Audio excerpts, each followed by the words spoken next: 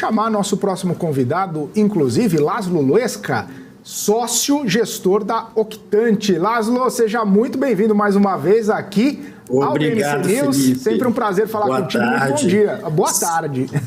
Boa tarde, já sempre bom estar aqui com vocês. Obrigado pelo convite. Maravilha. Laszlo, a gente estava em toda essa discussão a respeito de perspectiva do Banco Central, de decisão do Comitê de Política Monetária. A gente tem visto, inclusive, algumas movimentações no Ibovespa, algumas empresas, inclusive, sustentando altas do Ibovespa.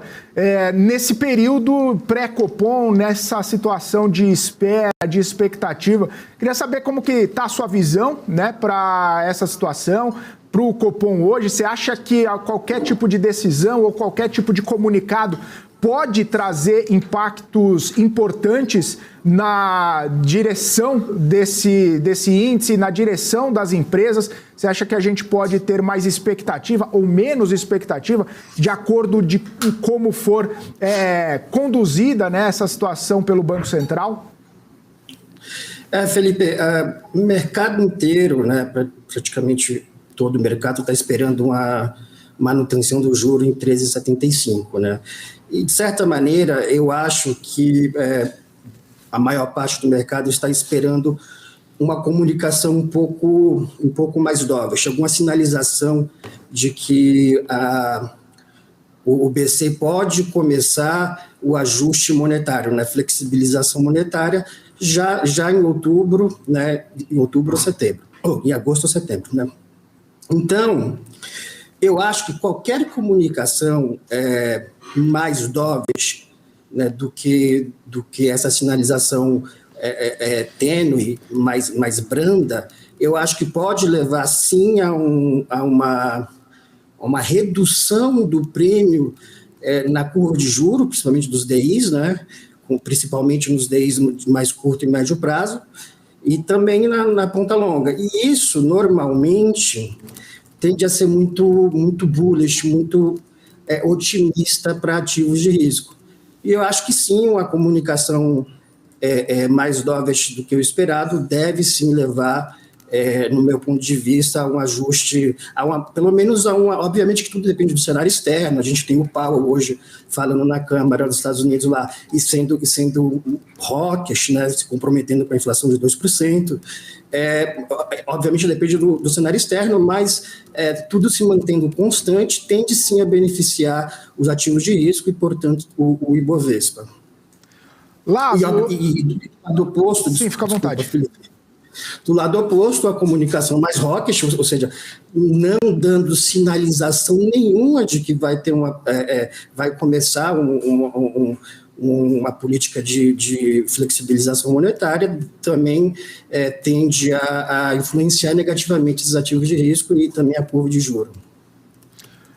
Laszlo, eu estava querendo ter uma abordagem contigo a respeito de uma empresa que subiu bastante, segue subindo e muito difícil alguém falar que ela vai cair, inclusive porque já tem várias revisões de preço-alvo, que é o Banco do Brasil, né? Banco do Brasil tem vivido um momento bastante importante e claro que também acaba sustentando algumas das altas do Ibovespa junto com Petrobras.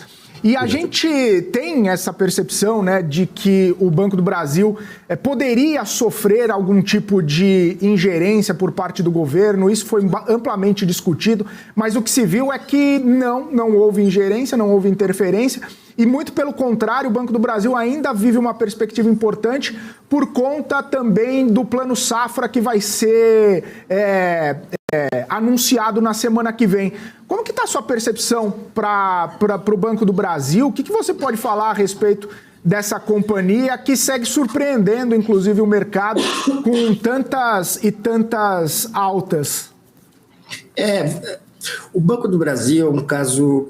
Na verdade, o Ibov entra um pouco nessa toada, mas principalmente de todas as empresas com controle do governo central.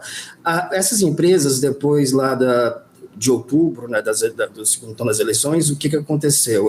O mercado os players de mercado muito pessimistas, apostando em uma intervenção do governo central muito forte, eles entraram reduzindo posição e até muitos players, macro principalmente, indo short nessas empresas, né?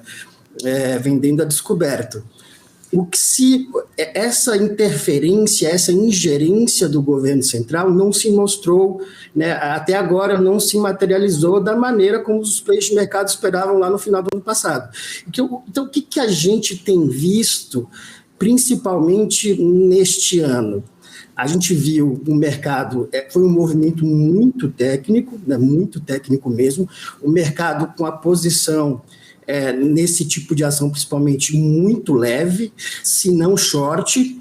Então, como essa ingerência não se materializou na forma como os preços esperavam lá no final do ano passado, tiveram que cobrir, muita gente se sentiu que não estava comprada, então sentiu que perdeu muito esse movimento, muita gente também que não pegou o movimento do DI, tentando pegar um pouco desse movimento via ações, né, movimento mais bullish de ativos de risco. Então esses players começaram a fazer posições nessas ações, cobrir posições vendidas a descoberto, e isso gerou essa out-performance dessas empresas principalmente de controle do governo. E foi o que levou também a essa out-performance do índice como um todo, né? do Ibovespa. Então, mas eu concordo, eu acho que o Banco do Brasil ele está no super momento positivo, né? O plano safra, os grãos, como o Pedro falou anteriormente, eles caíram, mas estão em patamares elevados. Então, para o agronegócio, né? E o principal financiador aí do agronegócio é o Banco do Brasil. O Banco do Brasil tende, então, a se beneficiar do principal motor de crescimento da economia brasileira, que é o agronegócio, né? Além disso, né, com a redução esperada aí da Selic, a gente tende a ver, sim, uma amenização dos índices de inadimplência, o que é bom para todo banco.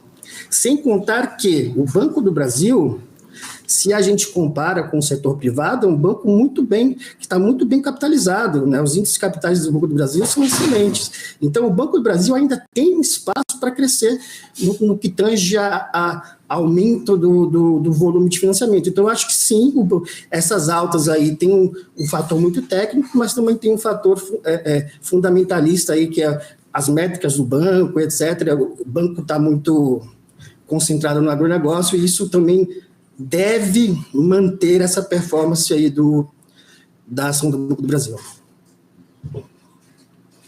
Aproveitando que você citou essas duas empresas, né, tanto Petrobras quanto o Banco do Brasil, e a gente vê, como você muito bem trouxe aqui, o peso que elas têm na alta do Ibovespa nesse ano e nesses últimos tempos, esses últimos meses também.